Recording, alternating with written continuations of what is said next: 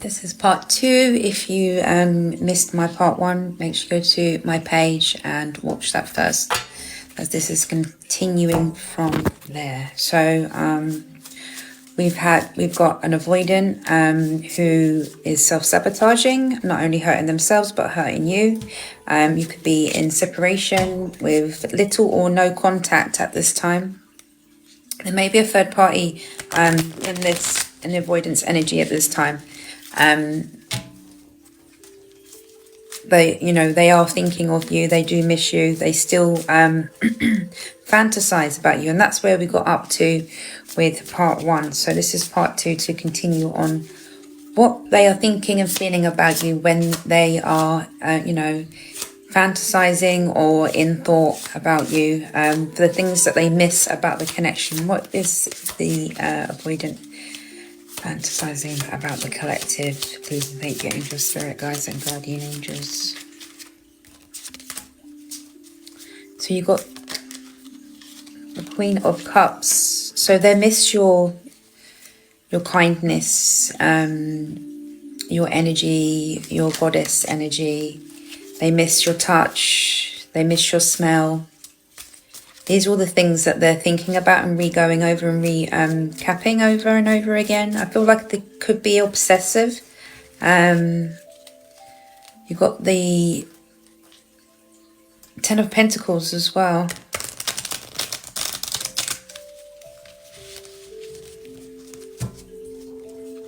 Which is all about, they see you as abundant, they see you as loyal, they see you as grounded. The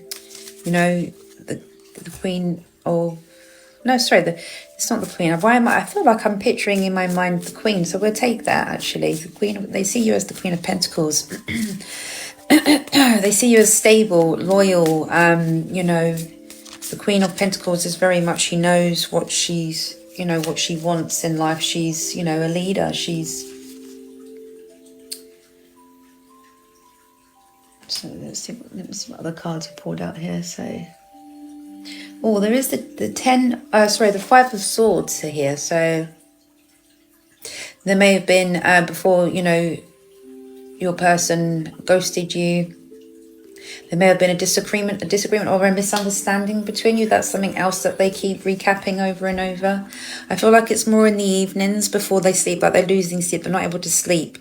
They're obsessively thinking about you throughout the day. They're trying their best to keep themselves busy so they don't have to think about you or the connection, okay? You've got the Justice here, which is a positive card. So I do feel like the Moon and the Justice here, there's going to be some sort of realization, okay? There's going to be something, there's going to be fairness that comes from this. With the Moon of the illusion, I feel like maybe they're having a realization. They're realizing that, this connection, they've sabotaged, and this connection, they're not going to be able to find again. I almost feel like this is almost like soul tie, sort of twin flame sort of energy here, right? You've got the Ten of Swords here with the 5 of Swords, which is all about conflict, right? They're feeling very depressed, they're feeling quite low. They're actually in a, when they think about you in the daytime, they do what they can to avoid doing that. So they, distract themselves with keeping themselves busy, keeping themselves around other people, possibly could be, connecting with somebody else. I don't feel like that would ever be in a romantic way. I feel like it will just be purely, at a level of intimacy. Nothing more than that. Let's see what else comes up, please. Thank you, angels, spirit, angels. That's what the collective need to know. Yeah, you've got the 3 of Swords. So they're feeling heartbroken. They're feeling really heartbroken about this.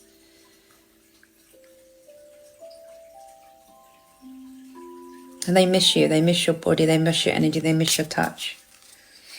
See, it's quite sad when you're dealing with an avoidant, because, it's not fair. I always feel sorry for an avoidant because they self-sabotage, And it's being avoidant is connected to trauma. So, they've gone through something. Someone's hurt them in the past, which then makes them feel like they have to shield and protect themselves,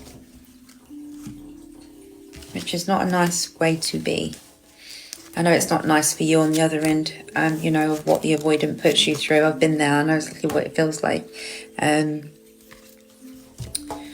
then you have questions like, oh, why did you get involved? Why did you connect with me if you knew you wasn't ready to love, or you find it difficult to love? Why wasn't you open about that from the start, you know? And sometimes avoidants do actually go in and, you know, they tend to come in towards you with more from a passion, like more of, you know, more of an intimacy sort of connection. But sometimes you can't help but, you know, fall in love with somebody, and that can be very hard and hurtful for you if you are. And I've been there, so I know exactly what that feels like. So look, both cards of intuition. So at the moment you are being guided from your angels and guides, universe and God, etc., whoever it is that you believe in, to listen to your intuition. You may have been receiving guidance from your angels and your guides to focus on yourself at this time, putting your energy into you, and, you know, sitting with, don't just completely avoid it and, you know, suppress this experience or this pain and the suffering that you've experienced with this person. Allow yourself to breathe. You know, sometimes what I've learned on my journey is I kept you know, attracting the same pattern in people who I was meeting.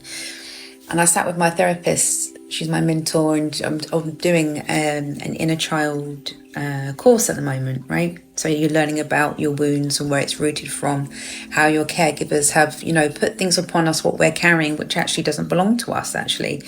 You know, when we're brought up from your caregivers or your parents, the things that they put onto you, you know, for example, you may feel abandoned. You may have felt like you didn't have the care that you needed from your parents, even though your parents may have possibly doing the best that they could for you, and they did love you and care for you. You know, sometimes, you know, they could have had trauma from their parents, etc. You know, and sometimes we're carrying things like abandonment issues, or we may have felt neglected, or, you know, not seen, not loved, not appreciated, and all these other things. And as we grow up, our true authentic self, when we're born and we're like a fresh canvas, all these things are put upon us from our caregivers and our parents, and we end up carrying, you know, being formed and created and made into this false identity. And we just carry on with life with, you know, continuing carrying that.